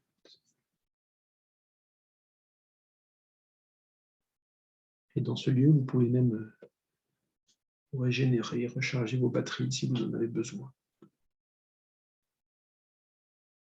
Prendre tout ce qu'il y a à prendre dans ce lieu.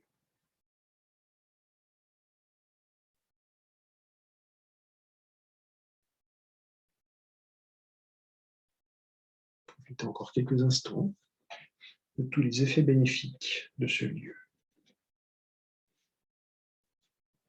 Puisque dans quelques instants, vous allez quitter ce lieu. Vous allez laisser disparaître l'image de ce lieu pour revenir tranquillement vers moi. Vous laissez guider par ma voix pour revenir tranquillement. Mobilisez un peu votre corps si vous en avez besoin, vous étirez si c'est nécessaire. Et puis, quand vous le souhaiterez, quand vous serez prêt, pour à nouveau, sans aucune difficulté, ouvrir les yeux pour revenir ici avec moi.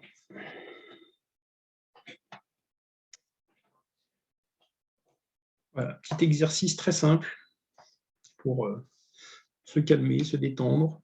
Donc, gestion du stress, régénération, des choses qu'on peut... C'est un exercice qui a plein de vertus, l'image de calme. Voilà. Je prends le temps de me projeter. Je peux même le faire, voilà. Là je vous ai un petit peu guidé, mais vous pouvez le faire aussi très bien sans être guidé. Sur le fil de discussion, j'ai vu que quelqu'un m'avait dit aussi on peut commencer sa journée avec ça. Oui, effectivement, c'est aussi un exercice qu'on peut faire en début de journée qui peut nous aider à nous réveiller calmement, à nous projeter dans la journée. Ça fait partie des routines qu'on peut mettre en place au début de journée. Voilà. Et donc là, on arrive à la fin de mon intervention. Je suis très en retard. Je ne suis pas très bon dans mon timing, mais voilà. Donc, je vous ai mis un petit peu les références que j'ai utilisées pour éditer donc, ce diapo. Alors, j'ai déjà une ou deux questions là, qui sont dans le fil d'infos. Si vous en avez d'autres, n'hésitez pas à les poser. Alors, as-tu des exercices précis que tu mets en place dans les coachings athlètes pour mettre l'athlète en réussite en début de la séance? Et comment être sûr qu'il a conscience d'être en réussite? Alors, j'ai pas d'exercice précis, tout simplement parce que les athlètes que j'entraîne, là, je suis plutôt sur... il ne me reste plus beaucoup de monde entraîné par choix aussi, hein, mais je suis plutôt sur les lancers. Donc, du coup, mettre en réussite l'athlète en lancer, ce n'est pas forcément très compliqué, puisqu'on va commencer par des exercices de base au fur et à mesure de l'échauffement, et puis on va complexifier petit à petit. Donc, je n'ai pas forcément de choses, de recettes particulières. Après, c'est vous, en tant qu'entraîneur, vous savez normalement où l'athlète est en difficulté, où il est à l'aise. Donc après, c'est l'emmener sur le début de séance, sur les exercices où il est à l'aise, pour petit à petit complexifier. Et comment être sûr qu'il a conscience d'être en réussite? Ça, je dirais que c'est plutôt justement du domaine de l'inconscient. C'est que l'athlète, il voit bien qu'il y arrive, il sait quand il y arrive ou pas. Ça se voit assez vite aussi à sa façon de réagir. Et après, on revient à ce que j'ai dit tout à l'heure, c'est le questionner. C'est très souvent, pendant les séances, à un moment donné, je dis, quand je vois quelque chose qui m'intéresse, je dis, il s'est passé quoi là? Est-ce que tu as identifié quelque chose qui s'est passé? Et là, justement, pour conscientiser le fait que l'athlète a réussi quelque chose, Et c'est pas forcément, justement, c'est pas forcément sûr que consciemment il en ait conscience. C'est pas très français ce que je mais dans l'esprit, c'est dire, ah, est-ce que là, il s'est passé un truc, mais il s'est passé quoi? Et du coup, quand je relève vraiment quelque chose d'intéressant, il y a une discussion avec l'athlète. Il me dit, ah ben ouais, là j'ai senti qu'il s'est passé ça, ou j'en sais rien.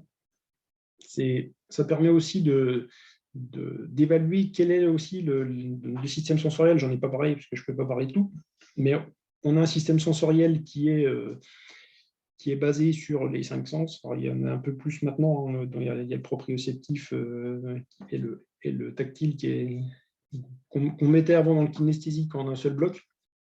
Donc, proprioception, c'est qu'est-ce que je ressens justement. Et il y a des athlètes qui ne sont pas du tout proprioceptifs. Et avec eux, ça va être plus compliqué justement de dire qu'est-ce que tu sens là. Donc, mais ce n'est pas une raison pour ne pas aller les questionner, bien au contraire. C'est-à-dire que ceux qui ne sentent rien, faut aller les titiller là-dedans en leur mettant aussi, justement, en leur expliquant aussi que ça va peut-être les embêter au début, mais c'est aussi pour les aider. Et quand je disais la posture d'entraîneur qui ne questionne pas, j'accompagne un duo entraîneur-athlète là depuis 4 ans. Et je vais un peu, au départ, c'était un peu à distance, et là, je vais un peu plus sur le terrain avec eux. Et je me rends compte justement que l'entraîneur est très dans le retour. Il est très sur je donne du retour à l'athlète, je lui dis ce qu'il fait, je lui explique, etc. Je lui explique ce que je veux, et qu'il n'était pas du tout dans cette logique de questionnement. Et donc, on a mis le doigt dessus. Il a commencé à questionner et ça change tout. En fait, ça change beaucoup de choses. Il me dit, je m'en rendais pas forcément compte parce que quand on est dedans, voilà. Donc on a mis ça en place et du coup, il questionne beaucoup plus. Et ça embête beaucoup l'athlète puisque elle était habituée aussi justement à avoir beaucoup de retours, mais en fait, on s'est rendu compte que les retours elle les comprend forcément parce qu'en plus, elle a quand même un niveau assez relevé. Mais voilà, il manquait quelque chose. Donc là, elle est beaucoup plus en train de conscientiser justement qu'est-ce qu'elle fait, comment elle le fait. Et ça va l'aider forcément dans sa progression. Prendre 1 minute par demi-journée. Pour fermer les yeux, ressentir ses émotions et mettre des mots pour en prendre conscience. Effectivement, c'est un exercice qu'on peut aussi faire. Voilà, je ne vous ai pas amené sur ce terrain-là, sur le côté, sur l'image de calme, mais on peut aussi le faire, justement. Voilà, mais quand on ne se sent pas bien, effectivement, quand vous avez une émotion qui vous embête, je m'arrête, je ferme les yeux et j'essaie justement, ressentir, identifier. De toute façon, votre émotion, elle s'exprime dans votre corps. Donc, à un moment donné, être capable de dire, OK, je la situe, mon émotion, elle m'embête, elle est là, elle est au niveau du cœur, elle est au niveau du foie. Et donc, je l'identifie, mettre des mots dessus, qu'est-ce que ça fait en fait? Ça fait une boule, ça fait je peux l'imager aussi. Jouer avec les images, c'est extrêmement puissant en fait pour éliminer justement tous ces problèmes, toutes ces émotions-là. C'est-à-dire, là, je sens ici, là, j'ai une boule grise qui est hyper dure. OK. Et après, je peux faire ce qu'on appelle, c'est une transformation métaphorique. C'est-à-dire, OK, tu as une boule grise qui est dure. Qu'est-ce que tu peux en faire? Ah ben, je peux la laisser s'étaler, je peux la laisser se dissoudre, je peux la regarder simplement, déjà en regardant, elle va bouger. C'est vrai, c'est assez magique, ce genre de choses. J'adore faire ça. Avec les gens, ils sont toujours estomaqués quand on fait de la transformation métaphorique. Parce qu'en fait, la métaphore, elle vient de la personne, c'est qu'est-ce que tu as toi, de quoi tu as besoin, qu'est-ce que tu ressens, de quoi tu as besoin. L'autre jour, j'ai une amie qui a des soucis avec son père. Je lui ai fait faire un aquarium autour d'elle. Vous voyez, c'est un peu barré. Mais en fait, elle n'a plus envie d'entendre son père. Donc, elle me dit, en fait, quand je suis là, il faut que j'ai un aquarium autour de moi qui filtre ce qu'il me dit. Donc, c'est de la métaphore, mais en fait, ça marche.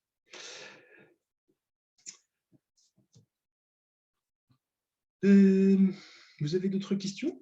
Ou j'ai endormi tout le monde parce que j'étais trop long? Ou j'étais trop clair et tout le monde a tout compris?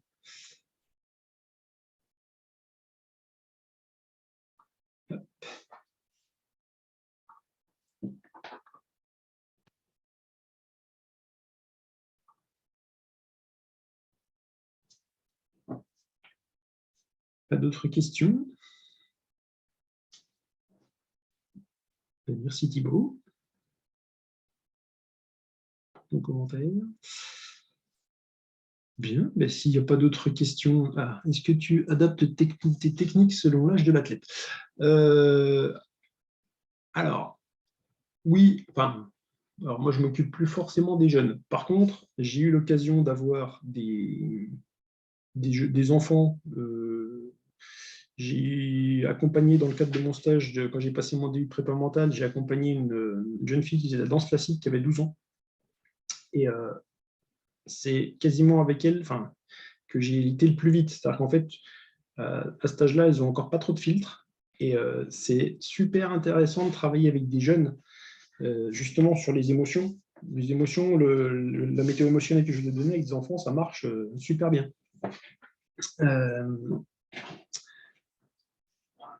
Et après, ben oui, les techniques s'adaptent aussi à l'âge. Ce qui est compliqué, faire de la préparation mentale chez les jeunes, je vous dis, moi, avec une jeune fille de 12 ans, ça passe nickel.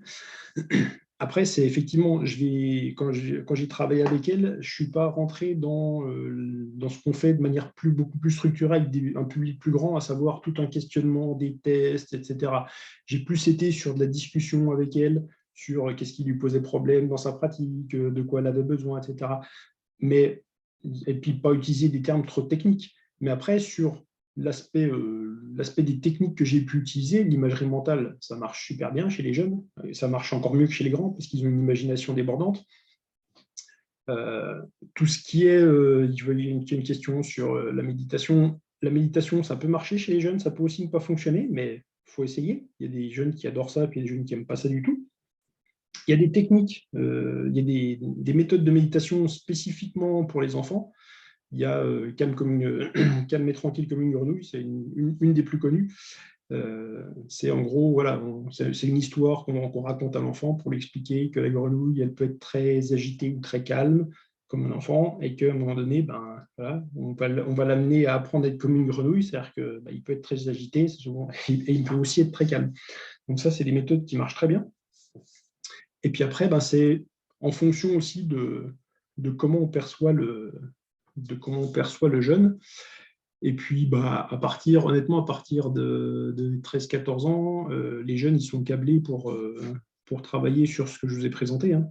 Les techniques de questionnement, les transformations, même un peu plus jeune. Mais alors, voilà, encore une fois, c'est voir un petit peu ce qui peut fonctionner. Mais sur le côté émotionnel, méditation, imagerie, etc., vous pouvez y aller tranquille, hein.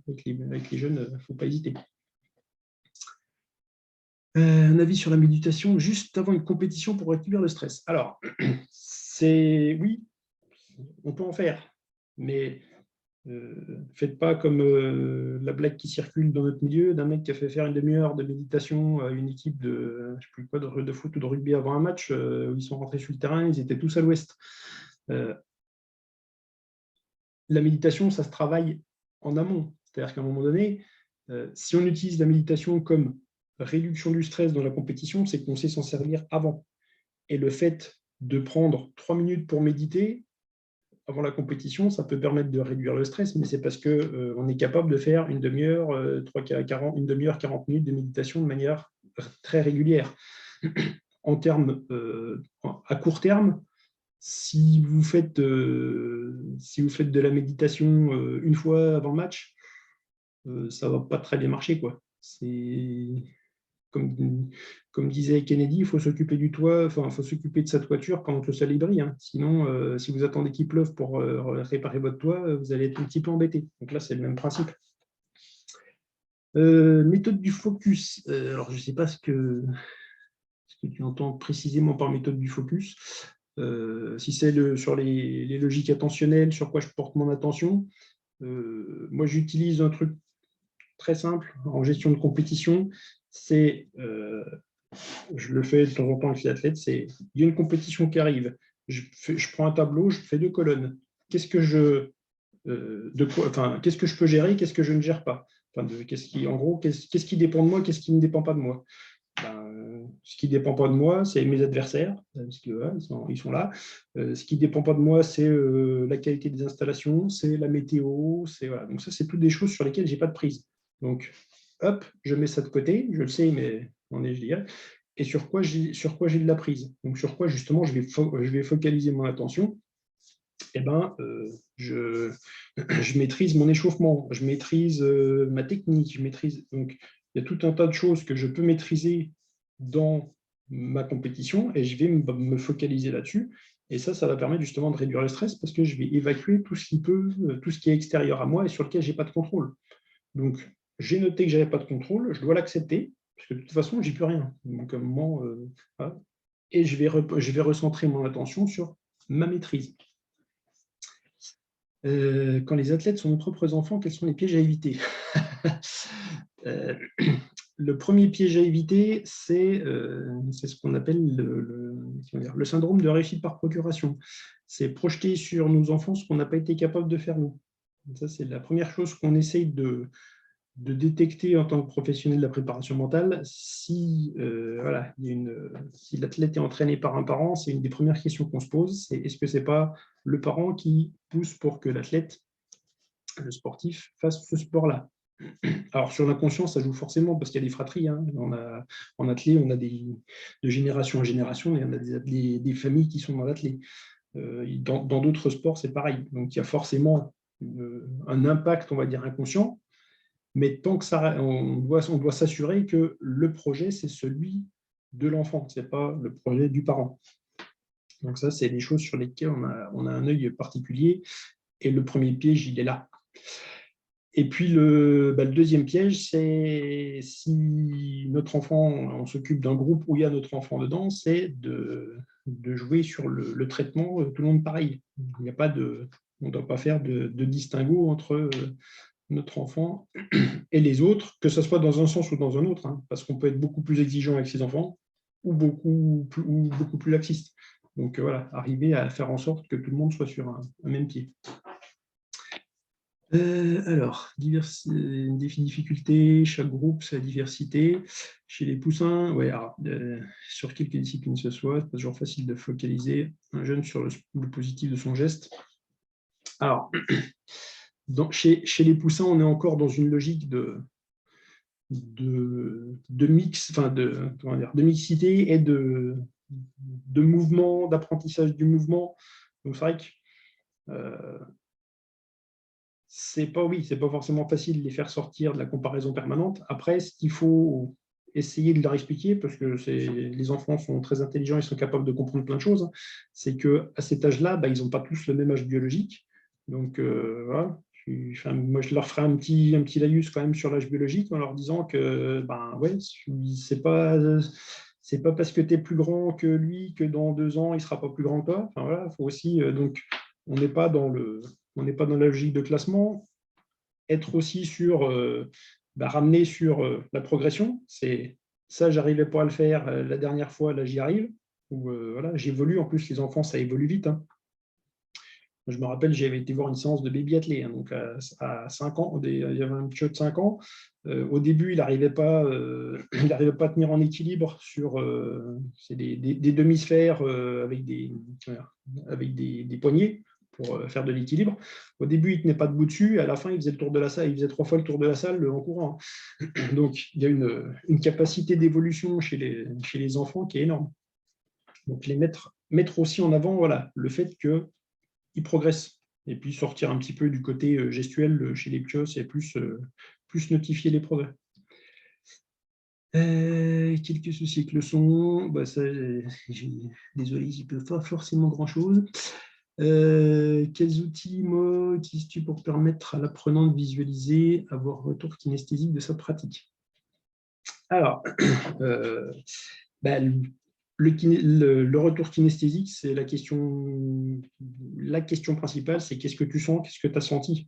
C'est vraiment axé sur qu'est-ce que je ressens, et puis après, je vais insister des fois sur, si j'ai vraiment un athlète qui a du mal au niveau kinesthésique, je peux insister sur un élément.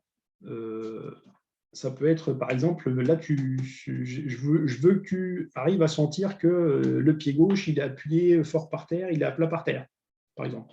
Je fais le lien avec le javelot que j'entraîne un peu plus en ce moment, et puis avec un jeune que j'entraîne qui a du mal avec son pied gauche. par contre, qui lui est très kinesthésique. Il a une capacité kinesthésique qui est vraiment très forte. Et justement, je m'en amuse. C'est-à-dire que des fois, il a tendance à poser un petit peu par le pied gauche par la plante, au lieu de poser par le talon. Et de manière récurrente, je lui dis qu'est-ce qui manquait là? Et il me dit ah, le pied gauche. Je dis ouais, c'est ça. Donc, vous voyez, plutôt que de lui dire t'as pas mis ton pied gauche, t'as pas mis. Attends, vous voyez, encore une fois, je joue avec le questionnement. Il manquait quoi là?